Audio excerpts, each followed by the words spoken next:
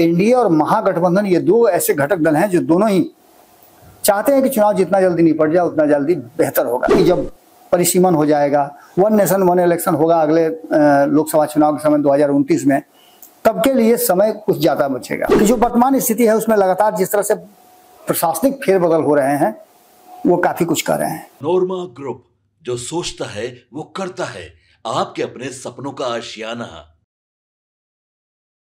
बिहार का ये चुनावी साल है और चुनावी साल को लेकर के कई तरह की बातें आप सुन रहे होंगे। कुछ दिन पहले हम लोगों ने आपको एक खबर बताई थी, जिस खबर में हमने बताया था कि चुनाव आयोग की टीम बिहार आई हुई है और बिहार के कई दिवसीय दौरे पर है, जिसमें 2-3 दिन का पटना से लेकर के अलग अलग क्षेत्रों में घूमेगी और जो नए तरीके से जो ईवीएम मशीन भी जो आया है नया तरीके का, उसको भी लेकर के, और उसके बाद वोटर लिस्ट वगैरह सभी चीज़ों को लेकर के जो तैयारियां हैं उसको लेकर के, और चुनाव कब कराया जा सकता है, चुनाव की परिस्थितियां क्या है, कैसे चुनाव को अंजाम दिया जाएगा, इसके लिए अलग अलग राजनीतिक दल से के नेताओं से भी, उनके प्रतिनिधि से भी बातचीत करने की बात सामने आई थी।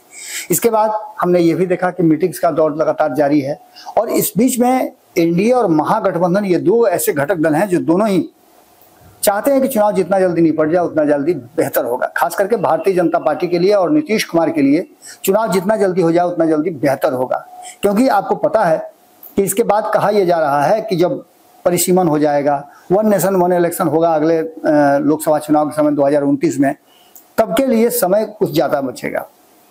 उससे भी बड़ी बात है कि जो लगातार आपने देखा होगा कि नई नई पार्टियां अपने जनाधार को बढ़ा रही हैं, प्रशांत किशोर जैसे लोग अपने संगठन को मजबूत करके और नई रणनीति के साथ उतरना चाह रहे हैं। वोट बैंक में सेंधमारी की तैयारी शुरू हो चुकी है, जातीय गोलबंदी बनाने की शुरुआत हो चुकी है। तो ऐसे में कहीं ना कहीं ये बात साफ नजर आता है कि चुनाव वक्त से पहले हो सकता है। इसके पीछे के और कई कारण हैं जिसको हम आपको बताएंगे कि आखिरकार चुनाव वक्त से पहले क्यों हो सकता है, इसके कारण क्या है। सबसे बड़ी बात यह है कि दोनों ही गठबंधन में, खास करके अगर भारतीय जनता पार्टी और नीतीश कुमार की बात करें, एनडीए गठबंधन की बात करें, तो बिहार में भी और केंद्र में भी दोनों जगह सरकार उन्हीं की है। इसके लिए इसलिए ये बात कहा जा सकता है कि उनके हाथ में पावर है, अधिकार है कि वो वक्त से पहले भी चुनाव करा सकते हैं। नीतीश कुमार कभी भी विधानसभा भंग करके और चुनाव में जा सकते हैं। इसके लिए वो राज्यपाल के पास जाएंगे और उनको सिर्फ एक चिट्ठी देने की जरूरत है। खैर, इन सभी बातों को हम इसलिए बता रहे हैं कि जो वर्तमान स्थिति है उसमें लगातार जिस तरह से प्रशासनिक फेरबदल हो रहे हैं वो काफी कुछ कर रहे हैं। आपको पता है कि जैसे ही चुनाव की घोषणा हो जाएगी, आचार संहिता लग जाएगा, तो ट्रांसफर पोस्टिंग भी करना बड़ा मुश्किल होगा। और मुश्किल क्या, असंभव जैसा है। उसके लिए आपको जाना पड़ेगा विशेष परिस्थिति में चुनाव आयोग के पास, चुनाव आयोग की स्वीकृति मिलेगी, तब जाकर के आप कर सकते हैं। इसी स्थिति में और इसी कड़ी में नीतीश कुमार बहुत तेजी से, आपने देखा होगा कि जो वादा उन्होंने बिहार की जनता से किया था, या प्रगति यात्रा के दौरान जिन चीजों पर उन्होंने मुहर लगाई थी, जो डिमांड थे आम जनता के, उसको पूरा करने में लगे हुए हैं और मंत्रिमंडल की बैठक करके अपनी मंत्रिपरिषद के साथ उन मुद्दों पर काम भी करना शुरू कर चुके हैं। इसके बाद आपने देखा होगा कि उद्घाटन और शिलान्यास को लेकर के भी बहुत तेजी हो रही है। कई नए प्रोजेक्ट पर काम शुरू हो चुका है, यहाँ तक कि जल्दी जल्दी में आपने देखा होगा कि मेट्रो का भी उद्घाटन होने की बात चल रही है। इसके अलावा प्रधानमंत्री नरेंद्र मोदी से लेकर के राहुल गांधी तक का लगातार बिहार में यात्रा करना, ये सभी बातें इस तरफ इशारा कर रही हैं कि हो सकता है कि चुनाव वक्त से पहले हो जाए। पुलिस विभाग में अभी हाल फिलहाल में जो तबादले हुए हैं उसमें हजारों हजार की संख्या में लगभग 20,000 पुलिस कर्मियों, जिसमें सिपाही से लेकर दरोगा स्तर तक की ट्रांसफर पोस्टिंग हुई है। और इसको उसी से जोड़ करके देखा जा रहा है कि जिसमें नीतीश कुमार और बिहार का जातीय समीकरण, ये सभी कुछ कहीं ना कहीं जोड़ घटाव करके, क्योंकि बहुत पहले याद है मुझे कि मैं बात कर रहा था चुनाव से जुड़े हुए कई अधिकारियों से जो पूर्व में अब रिटायर कर चुके हैं। उन लोगों ने बताया था कि चुनाव में बहुत सारे खेल होते हैं जिसमें अपने मनपसंद अधिकारियों को, ऑफिसरों को नियुक्त किया जाता है जो वोटों को प्रभावित भी करते हैं। हालांकि इस तरह की बातों का आरोप हमेशा सरकारों पर लगता रहा है। 2025 में 17 आईपीएस अधिकारियों में से और 4 बिहार पुलिस के सेवा अधिकारियों का तबादला हुआ है। इसमें कई के अतिरिक्त प्रभार भी दिए गए हैं। हाजीपुर में 2025 में 7 थाना अध्यक्षों का तबादला किया गया है। हाजीपुर आप समझ सकते हैं कि किस जगह कितना चर्चा में रहा है। हाजीपुर ही वो क्षेत्र है जो 2024 में उस क्षेत्र को लेकर के पहले यहाँ पर रामविलास पासवान का दबदबा रहता था, उनको वहाँ के लोग प्यार करते थे। उसके बाद उन्होंने वो सीट जो है अपने भाई पशुपति कुमार पारस को दी और क्या हुआ वो सब कुछ आपको पता है। चिराग पासवान ने अंततः वो सीट अपने लिए रिजर्व किया और चुनाव लड़े 2024 में, जीते भी, लोगों ने उनको प्यार दिया और वो अब चुनाव में आगे बढ़ रहे हैं। तो जो तबादले हुए हैं उसको लेकर के ये भी कहा जा सकता है कि ये दबाव की राजनीति भी हो सकती है। बहुत सारे ऐसे लगभग 2024 में 62 आईपीएस अधिकारियों का तबादला हुआ था, 2024 में 101 डीएसपी का स्तर के तबादला हुआ था और बात जब करते हैं हम तो 2025 में 16 बीएस अधिकारी, संयुक्त सचिव, अपर समाहर्ता स्तर के कई अधिकारियों का ट्रांसफर हुआ था। यह सभी कुछ कहीं ना कहीं इस तरफ इशारा कर रहा है कि चुनाव की तैयारी में और चुनाव के दिशा में कहीं ना कहीं नीतीश कुमार उतर चुके हैं। इसके अलावा 2025 में 83 ग्रामीण विकास अधिकारियों का, प्रखंड विकास पदाधिकारियों का भी तबादला हुआ था। खास करके जो तबादले हैं उनमें सबसे बड़ी बात है कि प्रशासनिक तबादले जो हुए हैं उसको लेकर के बहुत सारी बातें चल रही हैं। कहा तो ये भी जा रहा है कि ये तबादले इस बात की तरफ इशारा कर रहे हैं कि बिहार में बहुत कुछ बदलने जैसा लग रहा है। आपको बता दें कि इस तबादलों की जो फहरिस्त है उसमें एक नया लिस्ट भी सामने आया है जिसकी चर्चा हम आपसे कर रहे हैं। हमारे पास जो आंकड़े आए हैं उसमें आज 12 ऐसे आईएएस अधिकारी हैं जिनका तबादला किया गया और बिहार सरकार की ओर से मंगलवार को इसकी अधिसूचना भी जारी कर दी है। 12 आईएएस का ट्रांसफर होना ये कोई सामान्य बात नहीं हो सकती है, इसके पीछे कोई ना कोई रणनीति जरूर रही होगी। हालांकि तबादले तो होते रहते हैं लेकिन डीडीसी जिन्हें बनाया गया है, ट्रांसफर हुआ है, इसमें से बिहार में 6 आईपीएस अधिकारियों का मंगलवार को तबादला किया गया। इसमें से राजीव रंजन भारतीय पुलिस सेवा 2012 के हैं, राकेश कुमार सिन्हा 2012 बैच के हैं, पंकज कुमार 2013 बैच के हैं, अनंत राय 16 बैच के हैं, मनीष कुमार सिन्हा 18 बैच के हैं और राजेश कुमार 18 बैच के शामिल हैं।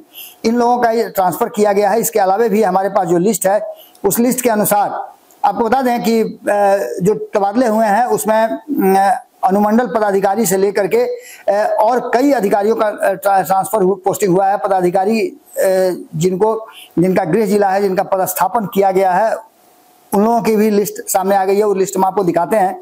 इसके साथ साथ आपको बता दें कि कुल मिलाकर के इसमें जो हमारे पास लिस्ट है उस लिस्ट में 36 लोगों का ट्रांसफर हुआ है, जिसमें प्रशासनिक अधिकारी ये सब हैं और इनकी अधिसूचना जारी करके इन्हें नया पदभार दिया गया है।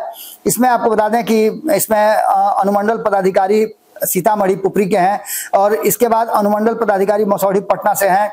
मुंगेर के सदर अनुमंडल पदाधिकारी का तबादला हुआ है। सुपौल में भी त्रिवेणीगंज के अनुमंडल पदाधिकारी बदले गए हैं। बांका के अनुमंडल पदाधिकारी बदले गए हैं। मधुबनी बेनीपट्टी के बदले गए हैं। ये खास करके आप समझिएगा कि जो सीमांचल मिथिलांचल का क्षेत्र है उस क्षेत्र में कहीं ना कहीं जो वर्तमान स्थिति है उसमें दोनों ही खेमे में जबरदस्त ढंग से एक दूसरे को सहमत की खेल चल रहा है। और जिस तरह से मुकेश सहनी ने सीमांचल और मिथिलांचल के क्षेत्र में एक नया ट्विस्ट पैदा किया है, उसको लेकर के एनडीए गठबंधन सतर्क जरूर हुआ है। पूर्णिया के बनमनखी में अनुमंडल पदाधिकारी बदले गए हैं तो अररिया के फारबिसगंज में अनुमंडल पदाधिकारी बदले हैं। समस्तीपुर रोसड़ा में अनुमंडल पदाधिकारी बदले गए हैं। पूर्वी चंपारण रक्सौल में भी बदलाव हुआ है। शेरघाटी गया में भी, तो रोहतास के डेहरी अनसन में भी अनुमंडल पदाधिकारी बदले हैं। हिलसा नालंदा में भी बदले गए हैं। बाढ़ पटना में भी तबादला हुआ है। तो वहीं लखीसराय में भी अनुमंडल पदाधिकारी का तबादला हुआ है। मधेपुरा के उदय किशनगंज में तबादला हुआ है। तो बलिया के, बेगूसराय में, खगड़िया के सदर के भी बदले गए हैं। जमुई के भी बदले गए हैं। भागलपुर सदर के भी अनुमंडल पदाधिकारी का तबादला हुआ है। मनिहारी कटिहार का भी बदला है। पूर्णिया के धमदाहा में भी अनुमंडल पदाधिकारी बदले हैं। 82 में पूर्णिया जिले में जो आता है उसके अनुमंडल पदाधिकारी बदले गए हैं। निर्मली जो सुपौल में आता है वहां के भी, सहरसा में भी बदला गया है, सिमरी बख्तियारपुर में। तो वहीं बता दें कि सहरसा सदर में बदला हुआ है। इसके बाद दलसिंह सराय समस्तीपुर में भी बदला हुआ है। ये सारी लिस्ट जो है वो अधिसूचना जारी कर दी गई है। मधुबनी के फुलपरास में भी बदला हुआ है। मधुबनी सदर भी बदला गया है। बेनीपुर दरभंगा में बदला गया है। ये बेतिया सदर में बदला गया है। गोपालगंज सदर में बदला गया है। राजौरी नवादा में बदला गया है। तो गया के बथानी में, नीमचम बथानी में बदला गया है। बक्सर सदर में भी बदलाव हुआ है। ये सभी जगह, इसमें से आपने देखा होगा कि लिस्ट में अधिकांश नाम जो है वो सीमांचल, मिथिलांचल और कोसी के क्षेत्र में है। इसका मतलब आप समझ सकते हैं, यानी कि चुनाव की तैयारियां पूरी तरह से शुरू हो चुकी हैं और बिहार में कभी भी चुनाव की घोषणा हो सकती है। कभी भी ये ऐलान हो सकता है कि चुनाव की तिथियां घोषित की जा सकती हैं। हालांकि अगर विधिवत रूप से देखा जाए तो अभी 4 से 4.5 महीने चुनाव में बचे हुए हैं, लेकिन इस बीच में जो रातों रात अचानक से ये तबादले शुरू हो चुके हैं, इसको देख करके ऐसा लगता है कि नीतीश कुमार को ये एहसास हो गया है। आपस की मीटिंग जो हुई है, लगातार मीटिंग पर मीटिंग एनडीए गठबंधन के घटक दलों के नेताओं के साथ हो रही है, वो इस बात की तरफ इशारा कर रही है कि कुछ तो जरूर है जिसकी पर्दादारी है, और ये तबादले यूं ही नहीं होते हैं। जून जुलाई में तबादलों का एक मौसम कहा जाता है कि आता है, लेकिन अर्लियर तबादले करने का मतलब कुछ और होता है। देखना होगा कि इस पर आगे निकल के क्या आता है, लेकिन एक बात तो मान के चलिए कि कहीं ना कहीं चुनाव की चुनावी बिगुल जो है वो फूका जा चुका है, और कभी भी चुनाव की घोषणा हो सकती है। ऐसा भी कहा जा रहा है कि वक्त से पहले चुनाव हो सकता है। इसके पीछे भी कारण है कि जो खास करके एनडीए गठबंधन में जो बिखराव है, या फिर एनडीए गठबंधन का जो डर है, उस डर से निकलने के लिए सबसे माहौल जो है अभी मुफीद है। पांचों एक साथ जुटे हुए हैं, और विपक्षी चाह करके भी अभी थोड़ा सा कमजोर नजर आ रहा है। हालांकि आंकड़े जो बता रहे हैं, सर्वे रिपोर्ट बता रहे हैं, कुछ और कहानी कह रहे हैं, लेकिन फैक्ट क्या है वो आप अच्छी तरह समझ रहे हैं। सभी अपने अपने स्तर से सर्वे करवा रहे हैं, और उस सर्वे रिपोर्ट के आधार पर ही निर्भर करता है कि चुनाव वक्त से पहले होगा या चुनाव अपने नियत समय पर होगा। जुड़े रहिएगा भारत लाइव के साथ, खबरों का सिलसिला लगातार जारी है। बहुत बहुत धन्यवाद। आपके सपनों को हमने सजाया है, ई होम्स पैनोरमा को हमने बनाया है। ई होम्स मेरा एक सपना था जिसपे मैं पिछले 4 साल से काम कर रहा था। हमने जो बनाया है वो सबने है माना। ई होम्स पैनोरमा में हो आपका भी आशियाना। और फाइनली हमने 2021 में इस प्रोजेक्ट को लॉन्च किया। बहुत लोग अप्रिशिएट कर रहे हैं कि पूर्णिया जैसे शहर में, बिहार के, एक तो बिहार की बात करें उसमें भी पूर्णिया जैसे छोटे जगह में इस तरह का लाइफस्टाइल देना, ये सुन के हम लोगों को बहुत अच्छा लगता है। ई होम्स में हमने कुछ और भी किया है, जैसे हम जिस जगह में रह रहे हैं हमारे फैमिली सिक्योर हो, उनको सिक्योरिटी का ध्यान में रखा है। आपकी सुविधा और सुरक्षा आपके लिए खास है, ये आपका विश्वास है। इसमें आर्टिफिशियल इंटेलिजेंस का 7 लेयर सिक्योरिटी का हमने इस्तेमाल किया है। लश ग्रीन कैंपस को बनाया है। यदि हमारा बाउंड्री वाल है तो वो वर्टिकल गार्डन है। ये जितनी भी फैसिलिटी होता है एक इंटरनेशनल टाउनशिप में, ई होम्स है, ये हम लोग विश्वास नहीं कर पा रहे हैं। जो भी हमारे मित्र दोस्त या जो भी हमारे बाहर के बाहर आते हैं, तो हम लोगों को बहुत अच्छा सुनने को मिलता है और बहुत अच्छा क्रेडिट मिल रहा है। वो सारा हमने सिर्फ एक बिल्डिंग नहीं बनाया, हमें एक बहुत अच्छा लाइफस्टाइल दिया ई होम्स में, और मेरा एक सपना था जिसको मैं आज फुलफिल होते हुए देख पा रहा हूँ। ये आपका आवास है। ई होम्स पैनोरमा में अब आपका निवास है। E homes panorama, luxurious lifestyle redefined.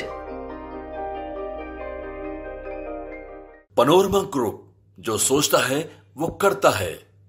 अगर ये वीडियो पसंद आई और वह बिहार के राजनीति और बिहारियत से सरोकार रखेनी तो सब्सक्राइब बटन दबा के चैनल के सब्सक्राइब कर ली। ओजे एगो घंटी बा, ओकरा बटन दबा देला से कुल सटीक और मारक खबर रुआ मुफ्त में मिल जाई। अगर रुआ पत्रकारिता के हमनी के नया प्रयोग में सहयोग कर चाहतानी तो ज्वाइन बटन दबा दी। पेटीएम नंबर नोट कर ली 9386816700।